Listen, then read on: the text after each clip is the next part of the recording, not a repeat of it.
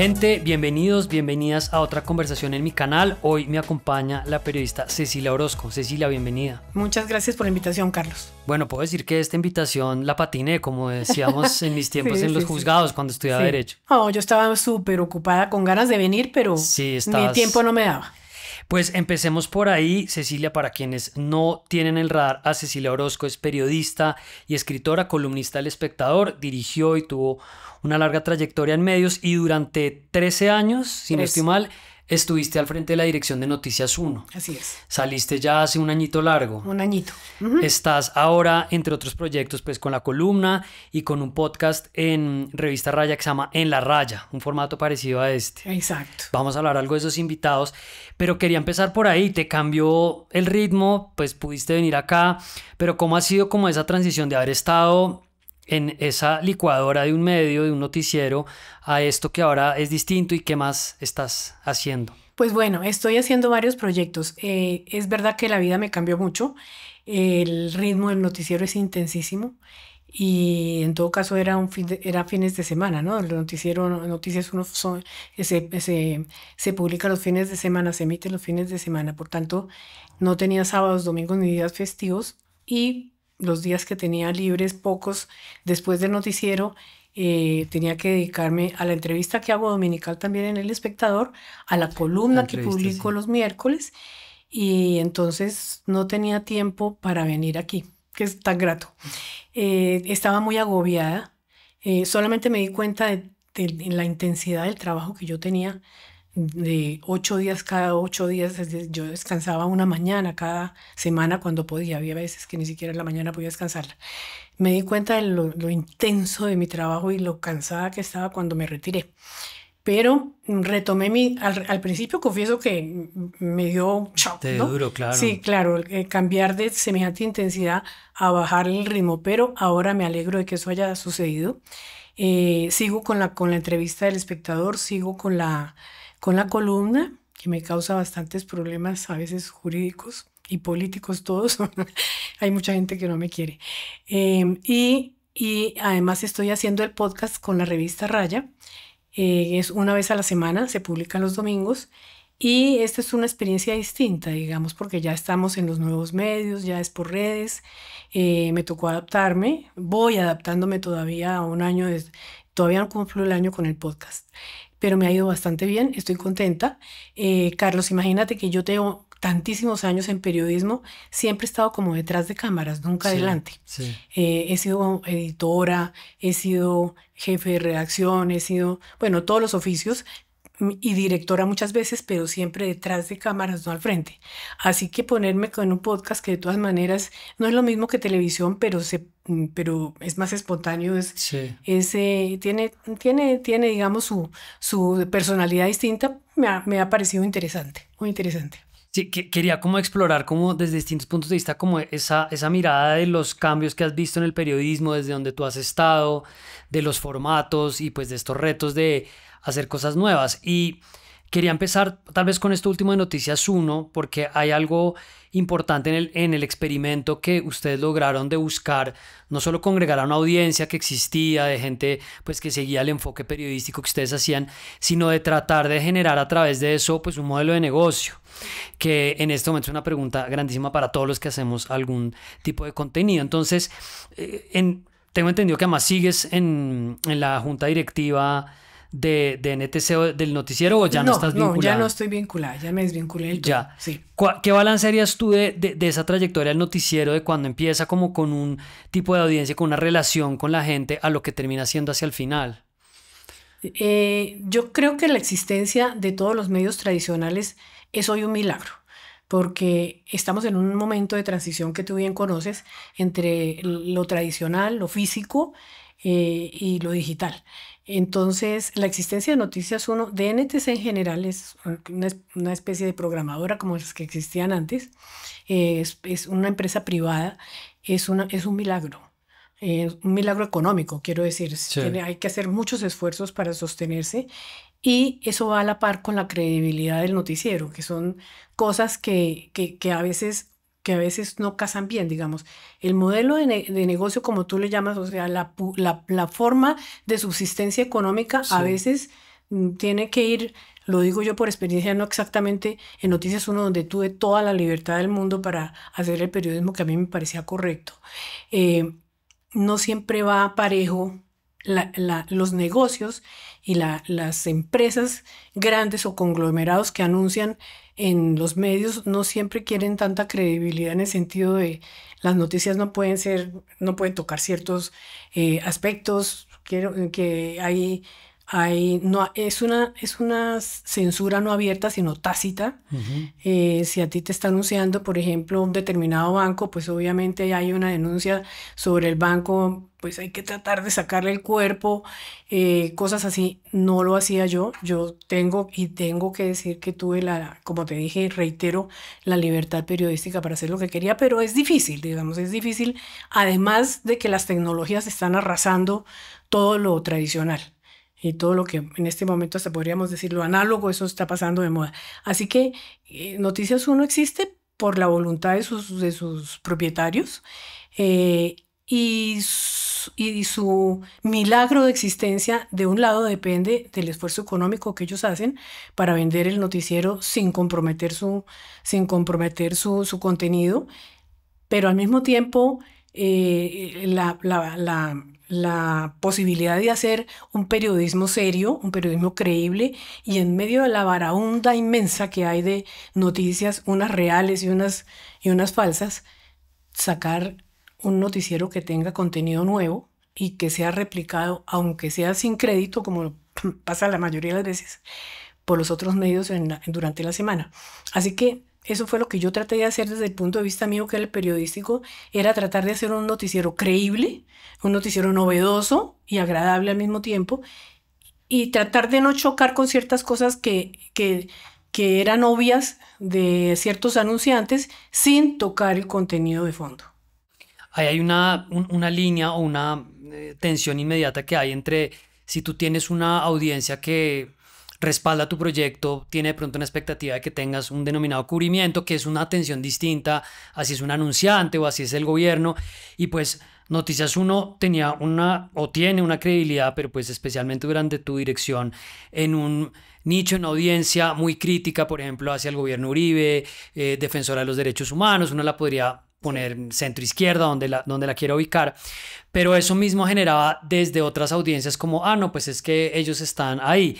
¿Cómo finalmente tú fuiste como caminando ese camino de la objetividad, una cosa que se ha vuelto pues ya muy revaluada, pero sobre todo de esa exigencia que la audiencia te da de que está esperando que tú hables de lo que ellos quieren que tú hables y de una forma específica? Sí, el equilibrio es muy difícil. Tengo que decirlo que como directora he tenido mucha experiencia dirigiendo programas periodísticos.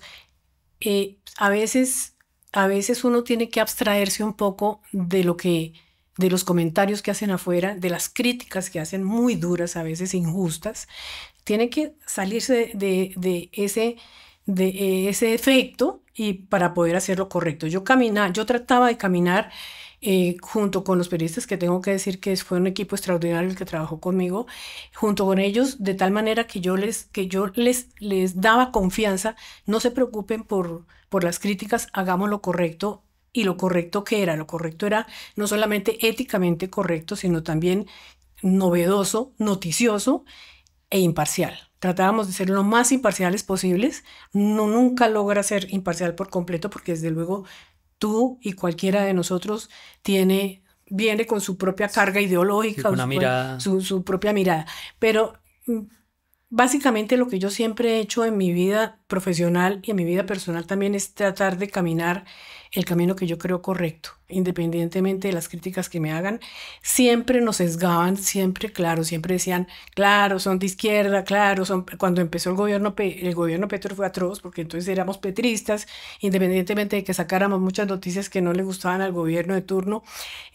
Cuando estaba el gobierno de Duque éramos antiuribistas, porque en mis columnas yo sí reflejo lo que yo soy, digamos, Claro, es claro. distinto, ¿no? Cuando yo informo, trato de ser imparcial y trato de alejarme de mis propias convicciones. Cuando opino muy duro, muy fuerte y muy de frente. Ok, abramos ahí pues el tema y el capítulo de la relación con el gobierno Petro, pues porque muchas de las tensiones y las discusiones que ha habido siempre entre el poder y el periodismo, que las conoces bien, que las has visto a través de muchos gobiernos, pues terminaron bajo el reflector durante este gobierno. Sí. De una manera utilitarista el presidente lo ha hecho, pero también con razones. Muchas de las personas que lo siguen frente a la manera como los medios masivos han cubierto las críticas a el capital o la manera como ciertas agendas responden a intereses en particular, pero esto sí ha generado una tensión distinta a lo que traíamos y creo que se podría abordar desde varias perspectivas, pero la primera es esta de cuando tú estás en la dirección de Noticias 1 hay una primera respuesta de estos tienen que ser o van a ser o son petristas. Sí. Y sales de ahí, lo ves desde otra perspectiva, ¿cómo sientes que ha estado como ese ida y vuelta entre los medios y el presidente?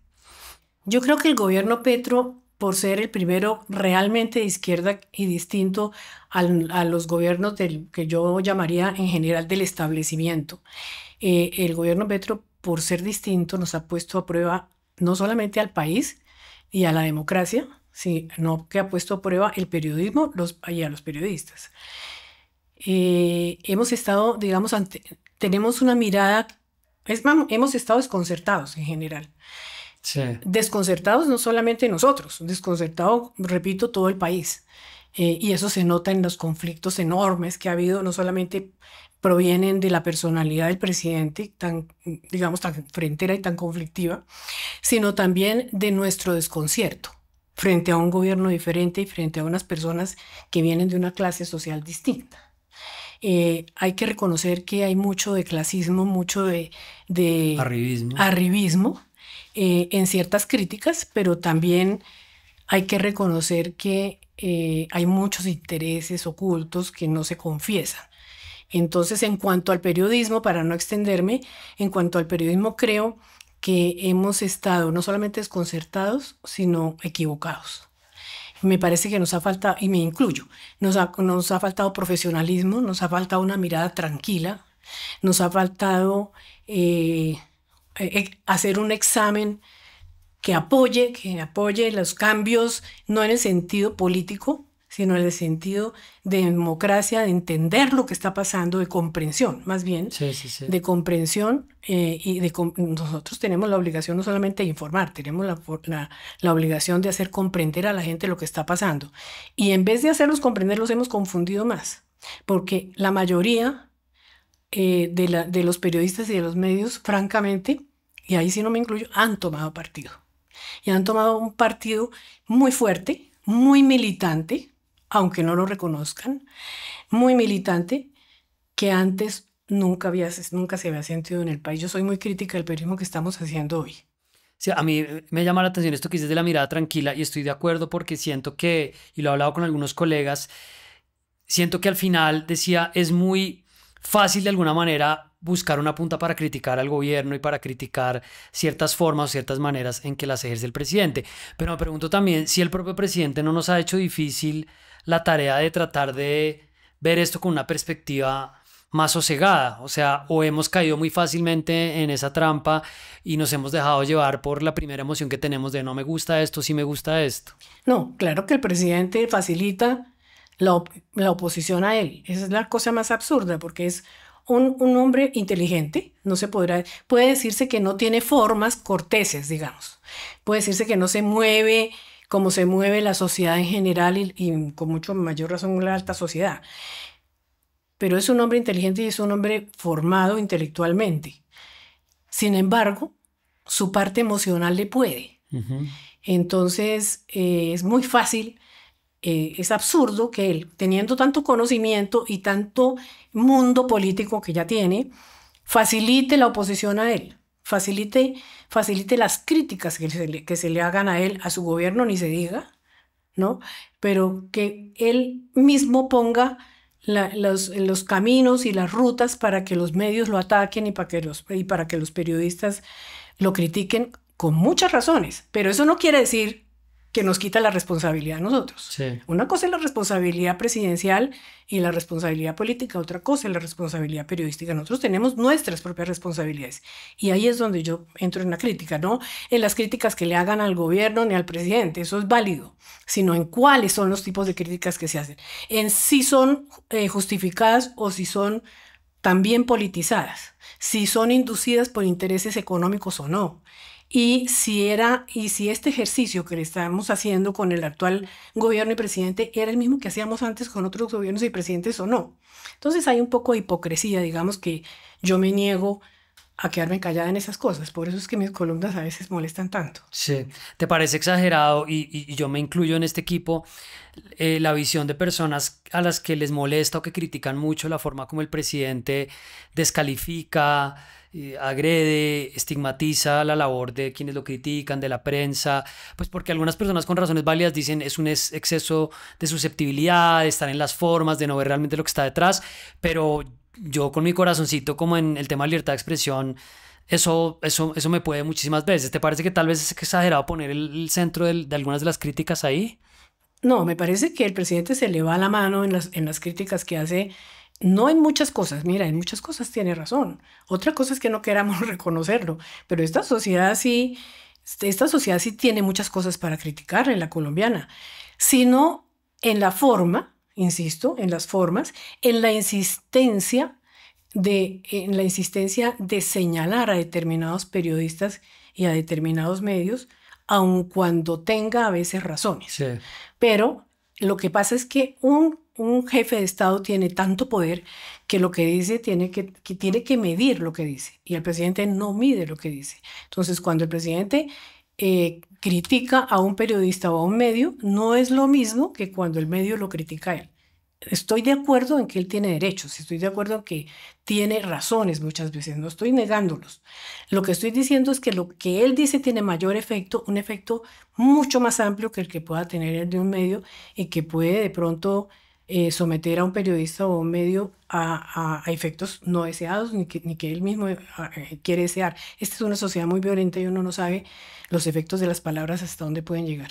sí, yo insisto mucho en el caso, por ejemplo, de Caracol Miente, ¿no? Y pues no me quiero poner como a señalar colegas o periodistas de si están haciendo mal o bien su trabajo, pero más allá de que ha habido episodios y en el cubrimiento se pueden poner sobre la mesa sesgos o maneras críticas de verlo, pues es muy tenso el discurso y las palabras que se mueven. O sea, por ejemplo, el pastor Alfredo Saade, el pastor no pastor, está muy metido con esta idea de criticar con el hashtag, ha sido tendencia y lo han puesto realmente como en la hoguera al medio, y eso creo que genera cierta preocupación que al gobierno no parece merecerle mucha atención. No, es verdad.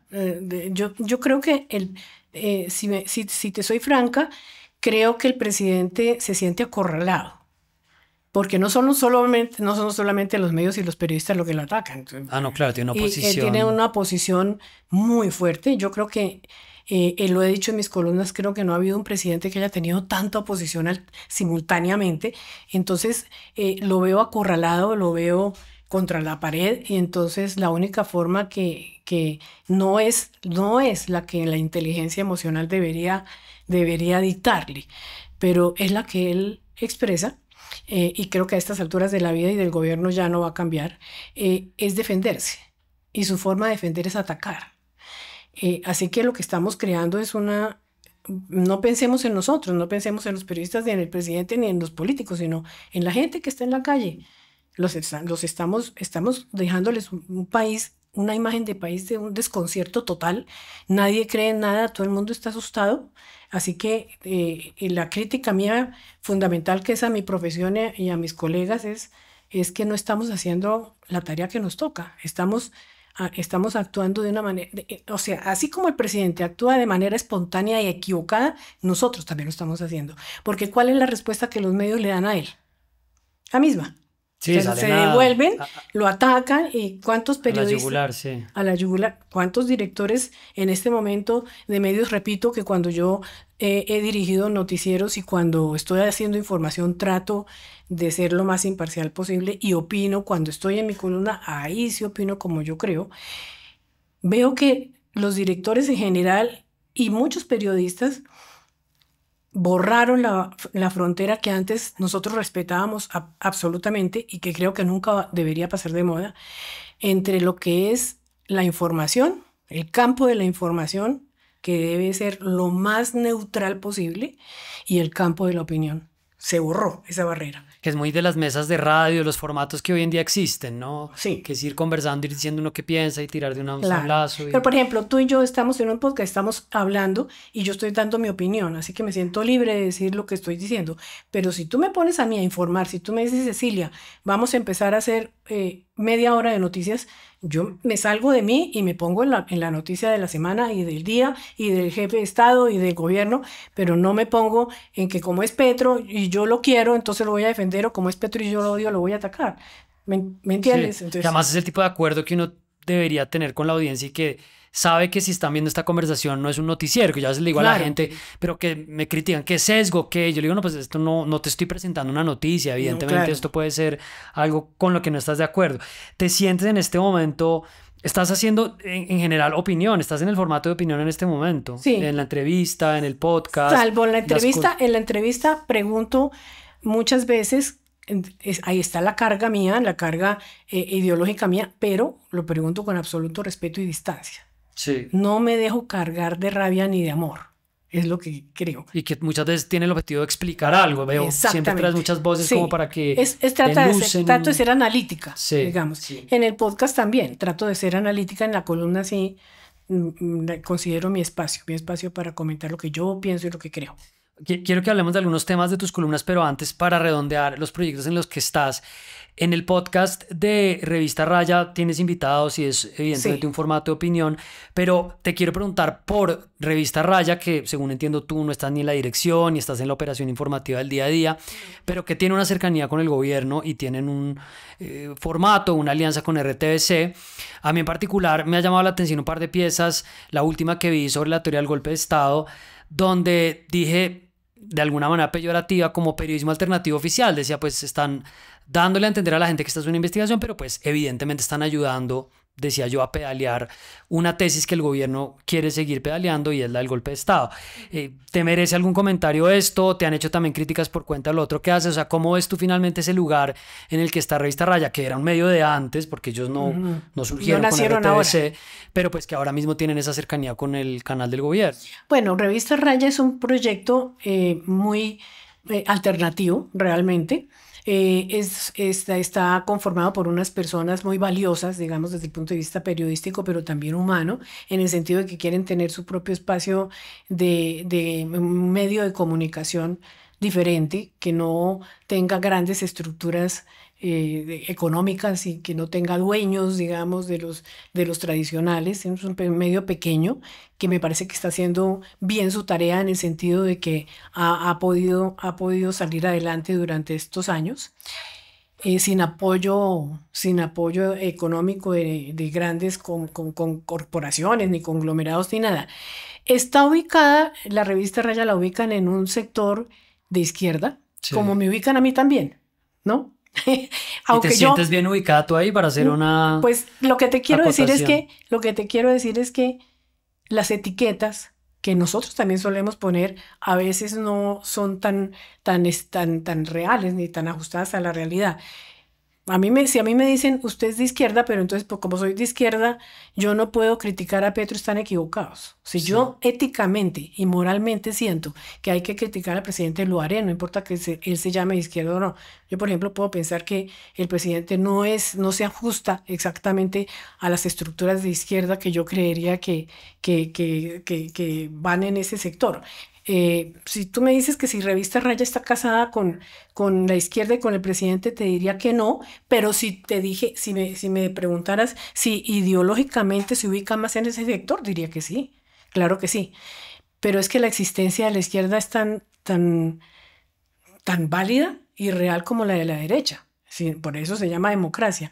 Ahora, en la tarea periodística de Raya yo lo respeto, no tengo en realidad nada que ver con sus directivos ni con sus propietarios, no tengo nada que ver, digo, en la organización del medio, en la operación, no me consultan, por supuesto no tendrían por qué consultarme, ni participo en el programa, ni en contenido, ni de ninguna manera, ni en forma, en el programa que tienen con RTBC. Ahora, le han hecho una peyorización muy grande porque está con RTBC, que a su vez está muy marcada porque Holman Morris está muy cercano al presidente y se le ha criticado que RTBC esté haciendo una tarea más política que periodística, según se dice.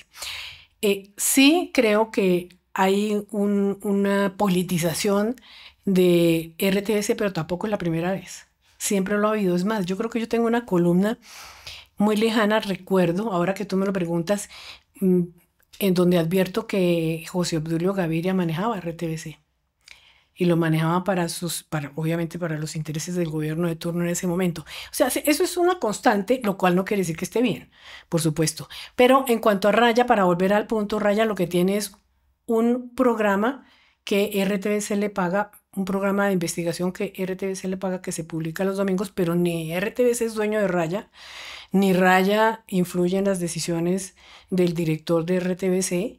Y en cuanto a los contenidos del programa, entiendo que ellos lo hacen, pero no te podría asegurar porque, como te digo, no tengo nada que ver con la... Yo siento que Raya, si yo no estuviera cómoda en Raya, en el sentido de que tengo independencia total, nunca. Ellos tampoco, así como lo ratifico de Noticias 1, cuando tuve libertad absoluta para hacer el periodismo que yo creía correcto, nunca en la revista Raya alguno de ellos me ha dicho: no puedes entrevistar a alguien porque tal vez no le guste a Petro. ¿Me entiendes? Sí, claro. Ni a nosotros, ni nunca me han dicho está prohibido aquí hablar, por ejemplo, no sé, no se me ocurre ahora el general Naranjo, por ejemplo, que no tiene nada que ver, nadie podrá decir que es petrista, ni mucho menos. Nunca me dijeron: oiga, no traiga a este señor acá. Sí. ¿No? O sea, me parece que hay un poco de sesgo, porque RTBC es evidentemente un medio público que está conectado con el presidente Petro, y eso nadie lo va a negar. Y que está conectado con sus intereses tampoco se puede negar. Pero de ahí a traspolar, digamos, llegar a hacer la unión con Raya, me parece que es un poco exagerado e injusto con ellos, que están haciendo un ejercicio periodístico hace más tiempo, mucho antes de que la existencia de Petro. Ahora, que si es un medio que tiene una personalidad más de izquierda que de derecha, por supuesto que sí. Por supuesto tengo una visión distinta, tal vez más crítica, pero para cerrar este punto, y yo también veía mucho RTBC en la época de Iván Duque, por supuesto no le presté la misma atención, entonces ahí me pregunto si es tal vez dónde está la atención de uno y que le parece que esto es importante porque lo estamos mirando, pero me pregunto si en términos de la escala de lo que se ha hecho, lo hablábamos también a raíz de los influenciadores que han apoyado al gobierno, de los cuales habló Gustavo Bolívar hace unos días, ¿cómo sale un poco el periodismo de servicio público? ¿Cómo sale el periodismo independiente? O más bien, si ves un riesgo de que en términos de credibilidad esto le pase una cuenta de cobro. Y para agregarle algo a esto, veía una entrevista precisamente de Edison Bolaños en Raya con Pablo Iglesias, a quien he tratado también de sentar acá, pero ha sido muy difícil. Y él tiene una visión muy combativa del periodismo, ¿no? Y de la comunicación como Pablo una herramienta Iglesias. política, sí.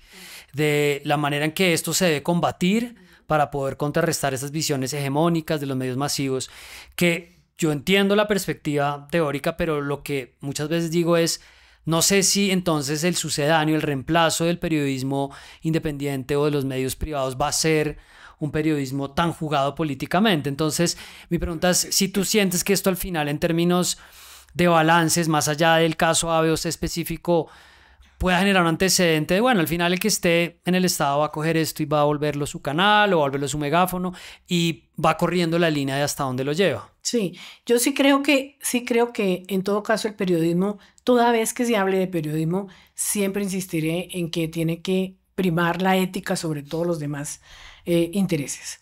También entiendo que es un negocio, ¿no? Y que hay que ajustar el negocio a la existencia, porque si no, desapareces. Yo creo, vuelvo y reitero, que el gobierno Petro ha exagerado, y no siempre para su bien, porque es que no solamente vivimos de presente, viviremos del pasado y estaremos en el futuro. El gobierno Petro ha exagerado su defensa de sí mismo, pero lo ha exagerado por lo que te digo, porque se siente acorralado. Ahora, que esa sea la mejor estrategia es otra cosa. ¿no? Tú no puedes reaccionar, digo yo, hablando ya, si yo fuera política, si yo fuera consejera del presidente, le diría, usted no puede reaccionar como una fiera, usted tiene que reaccionar como un sabio. Y me parece que el gobierno a veces reacciona como fiera, ¿no? Pero ¿por qué reacciona como fiera? Porque se siente atacado por 80 fieras. Entonces estamos en el peor de los escenarios. El periodismo está ahí, está ahí. Estamos reaccionando como fieras. Nos defendemos como fieras, informamos como fieras y atacamos como fieras. Eso no se espera del periodismo. Que los políticos de turno, Petro pasará. Dentro de 1 año y medio estaremos pensando en otro gobierno y tendremos otros problemas. Pero nosotros estamos. Tú vas a estar aquí, espero que estés. Yo espero seguir vigente en el periodismo unos añitos más, porque ya tengo los míos.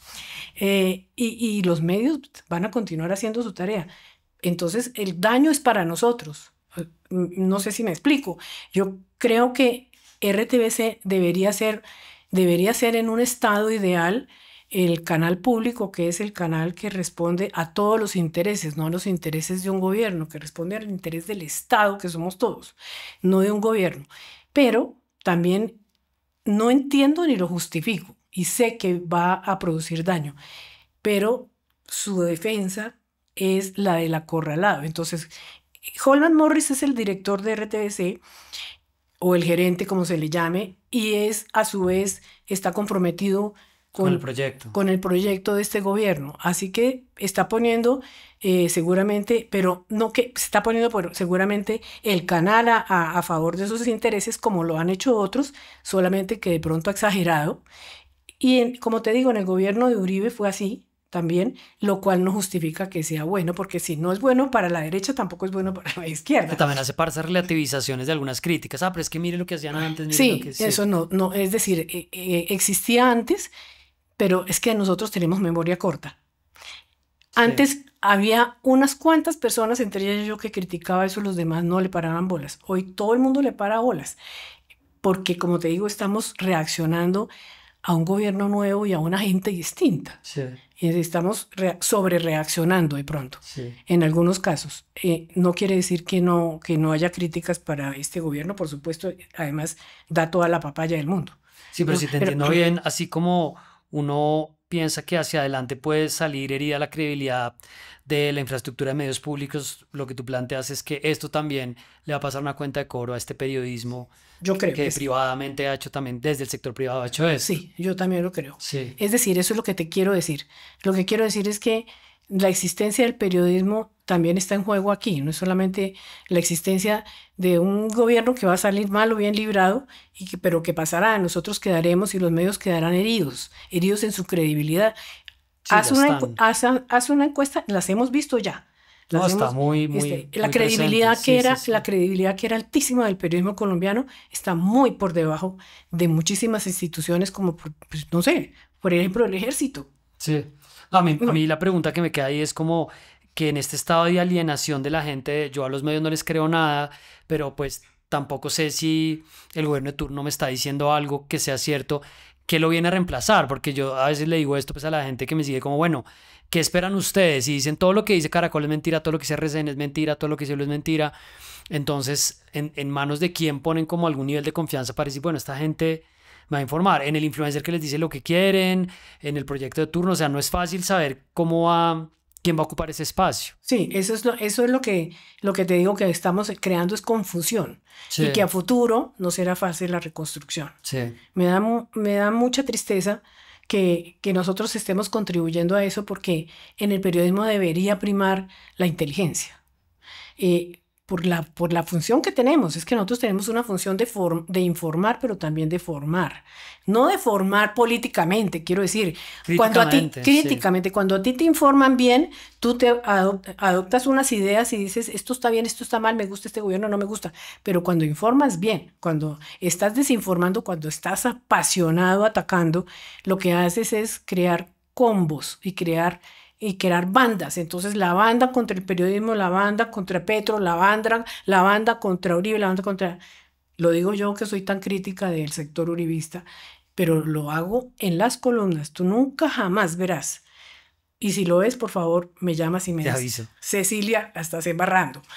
No verás en un espacio que yo dirija de información una palabra negativa contra el expresidente Álvaro Uribe. Así se trata. Expresidente se trata con respeto en las noticias. Ahora, que esa noticia lo favorezca o no lo favorezca, eso es otra cosa. Pero no verás una palabra peyorativa. No verás el paraco, Sí, el el gordo, adjetivo el también. cerdo. Esas cosas no. O sea, eso no nos toca. Sí, metámonos a hablar de algunos de los temas en esta parte que nos queda, que has abordado en algunas de las columnas recientes y en las entrevistas en tu podcast. Y quiero redondear sobre el gobierno del presidente Petro más alrededor de una reflexión del poder, de cómo ves tú finalmente esa manera. Ya has dado algunas puntadas sobre esto. Vi la entrevista con Laura Sarabia, recién se fue de la Cancillería, y ella pues habla, retomando algunas de las cosas que plantea sobre cómo hay tantos mitos y leyendas sobre lo que está pasando ahí, pero ella también habla mucho pues de cosas que se han criticado sobre el tema de la eficiencia, sobre los resultados y de cómo a veces es muy difícil entender al presidente. Y lo complemento con una columna que escribiste hace poco sobre el pastor Saad, el pastor no pastor, donde dices como llegó un tipo oportunista y venal y traidor a Palacio. ¿Qué reflexión te deja eso de lo que has visto de otros gobiernos de estos 3 años del presidente sobre cómo está él finalmente en esta recta final?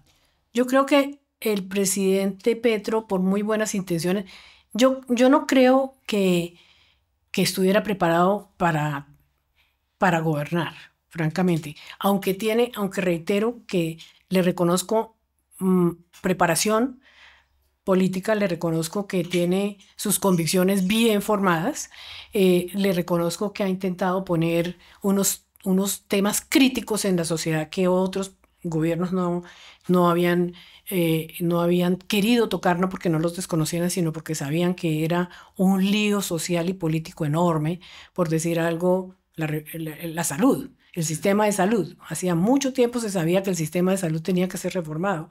Hacía mucho tiempo que sabíamos que el sistema pensional no daba para más.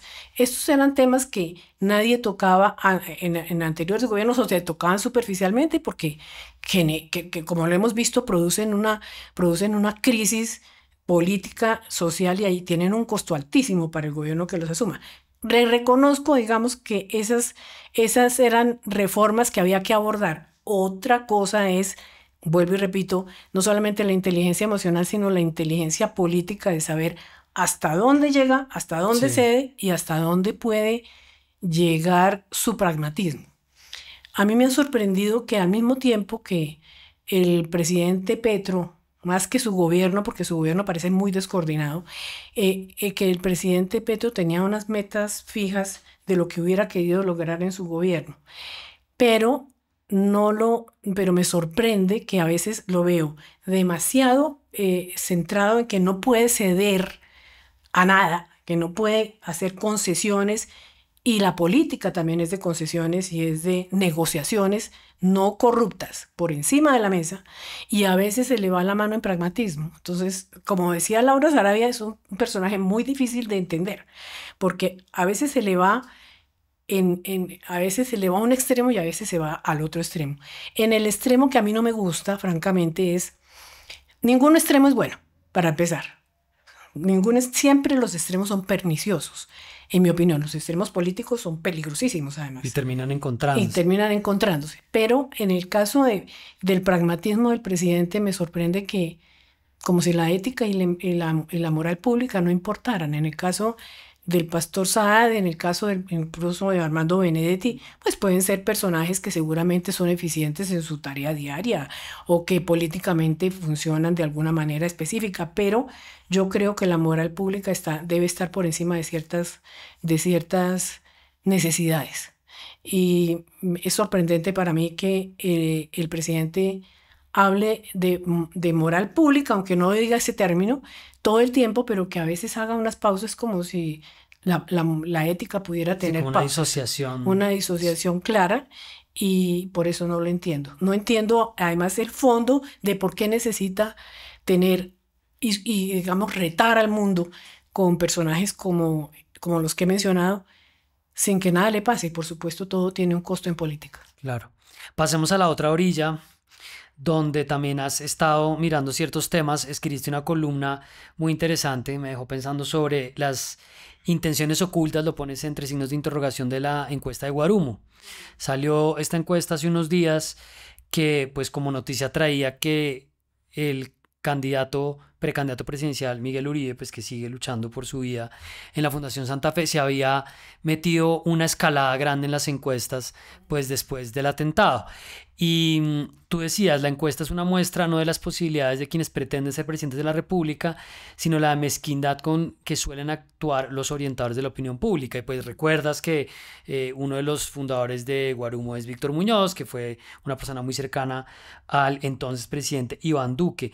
¿Ves ahí desde ese sector político como una intención, un interés de capitalizar lo que está pasando y de moverse, entre otras, con este tipo de herramientas? Sí, claro. A ver, y también no quiero ser injusta también. Las encuestas electorales no han sido precisamente pulcras. No puedo incluir a todas las firmas encuestadoras, pero los controles en Colombia son deficientes, empezando porque el Consejo Nacional Electoral no tiene ninguna credibilidad. Eh, Vuelvo con la ética, no tiene credibilidad ética, está conformada por personajes enviados por los mismos partidos que tienen sus intereses particulares. Cada partido tiene su interés. Hay partidos que tienen directores que no merecen la confianza ciudadana, que francamente no deberían estar ahí, como los personajes que estamos hablando ahora del gobierno. Y sin embargo, ellos son los que dirigen, digamos, los que controlan o supuestamente controlarían el nivel y la calidad de las encuestas y la veracidad de las encuestas. Si los periodistas estamos dando información equivocada, imagínate lo peligroso que es que el Consejo Nacional Electoral permita que las encuestas den información equivocada. En el caso de Guarumo, lo que me parece censurable es que hagan una encuesta para concluir, como si fuera tan difícil hacerlo, para concluir que la gente apoya a Miguel Uribe en el momento que se está debatiendo entre la vida y la muerte. Por supuesto Se ve una reacción emocional inmediata. que hay una reacción emocional inmediata, pero además uno como ser humano, si es un buen ser humano, siempre está dispuesto a apoyar al más débil. En este caso, Miguel Uribe es débil porque está luchando por su vida. Preguntar por él es una forma abusiva, me parece a mí, de comercializar el negocio electoral. Y eso fue lo que dije.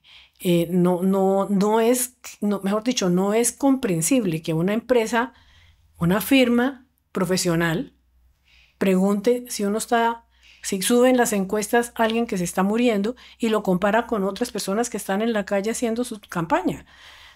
Las encuestas y las encuestadoras deberían tener un control eficiente y un control estatal, así como estábamos Bueno, y salió hablando. esa ley ahí, bueno, que no nos da para hablar, Salió pero la ley, que pero no está sabemos bien todavía enredada, cómo. sí. Sí, pero en todo caso me parece que si estamos hablando de lo mal que lo estamos haciendo los periodistas, sí que podemos decir que el Consejo Nacional Electoral lo está haciendo mal.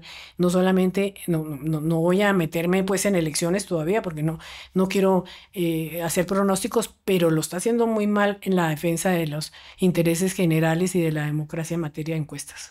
Pero siguiendo por esa línea de la crítica que planteas, ahí también habría como una muestra de cierto nivel de desconcierto en el sector del centro democrático, en las precandidaturas de la derecha, donde lo capitalizan como una oportunidad pues para ver si esto les da algún camino distinto.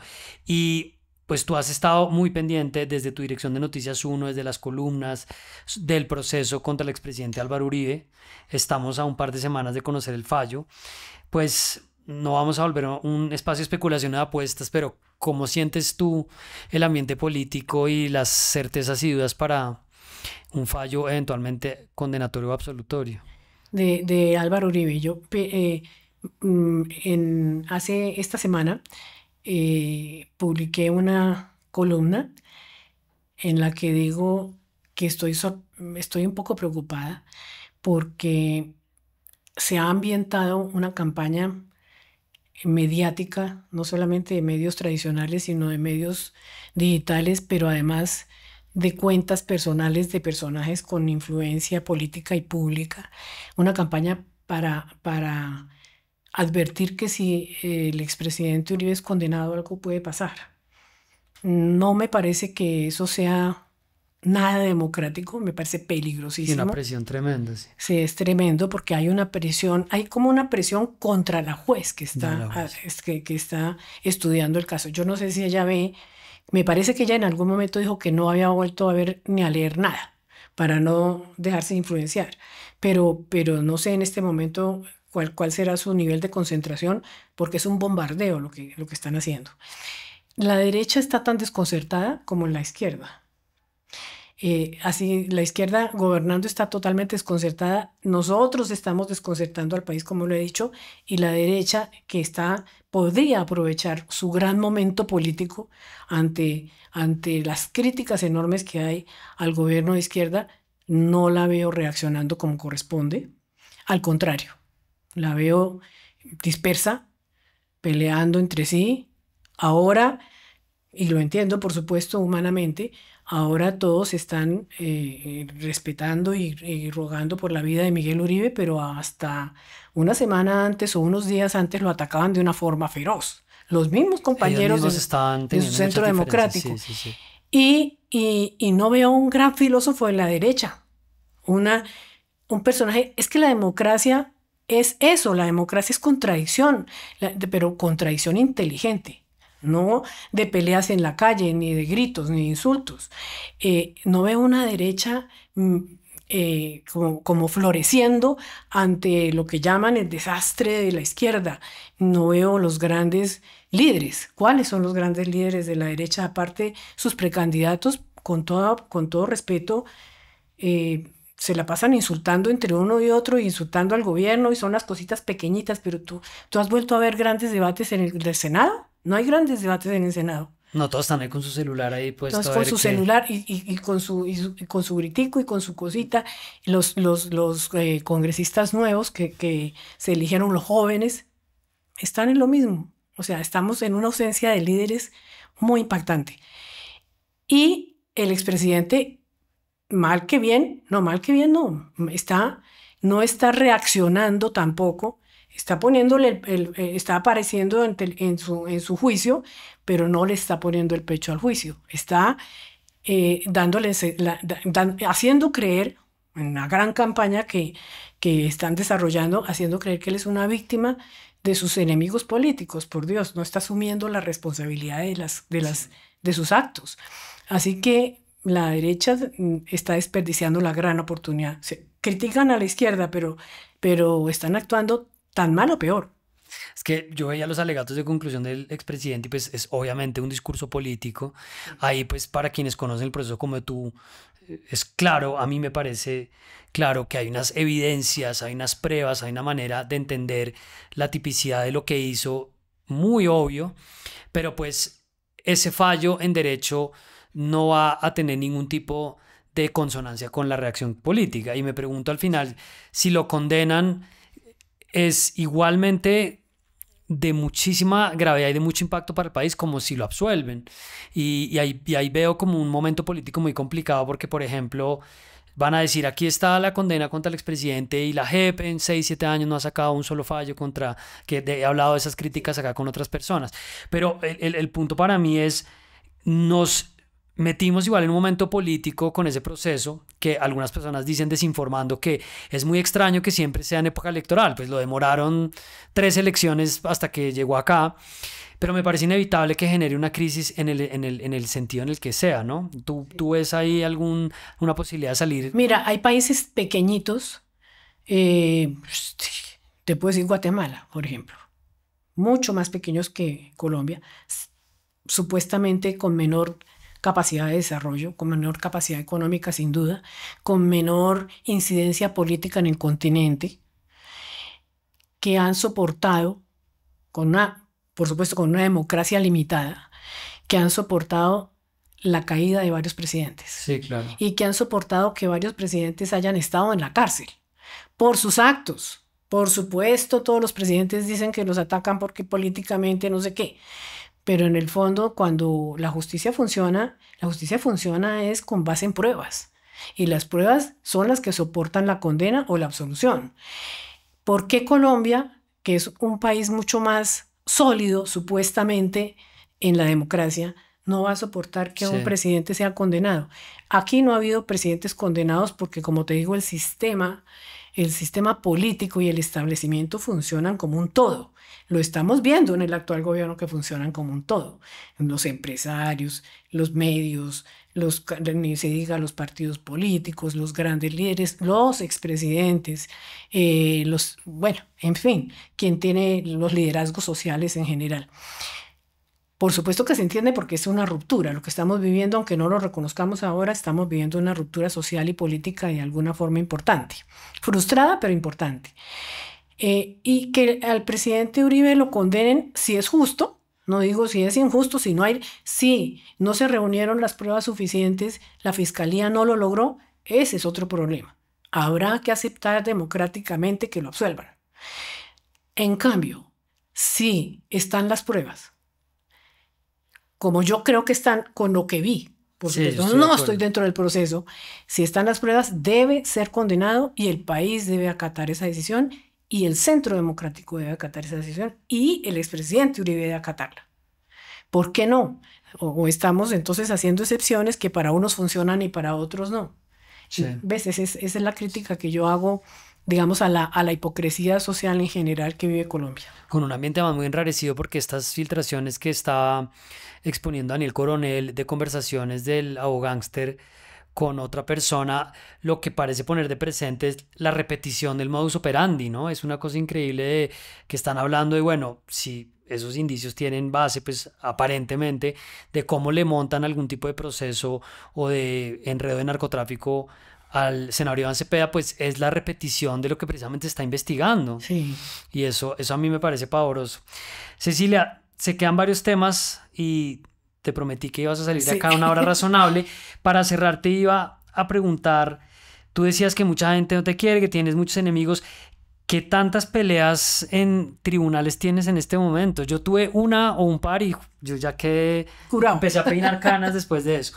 ¿Cómo está ese frente? ¿Te quita mucho tiempo? ¿Tienes varias disputas Bueno, ahí? cuando estaba, esa fue una de las cargas que me quité, no del todo, todavía tengo algunas, que me quité cuando dejé la dirección de Noticias 1. En Noticias 1 tenía que responder una o dos tutelas ¿Por emisión? por emisión.